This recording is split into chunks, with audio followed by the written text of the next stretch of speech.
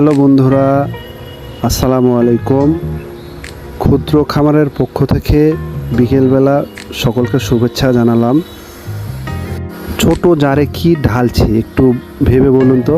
যাই হোক, এটা ধাঁধা না, আপনারা বলতেও পারবেন হয়তোবা। এগুলো হলো আমার খামারের যে গরুগুলো আছে, গাভীগুলো, তাদের দুধ থেকে তৈরি স্পেশাল ঘি। আসলে আমার খামারে কিছু গাভী আছে যেগুলো রেগুলার দুধ দেয়, এগুলো বাজারে বিক্রি করা হয়। তারপরও মাঝে মাঝে কিছু দুধ আমরা খাই, রেগুলারই খাই। তো এই দুধগুলোর যে স্বরগুলো আমরা সংগ্রহ করে কিছুদিন পর পর আমরা ঘি বানাই।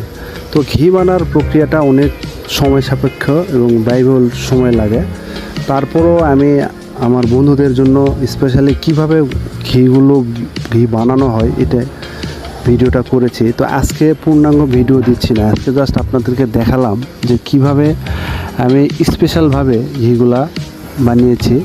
আগামী 2-1 দিনের মধ্যে পূর্ণাঙ্গ ভিডিওটা দিব ইনশাল্লাহ।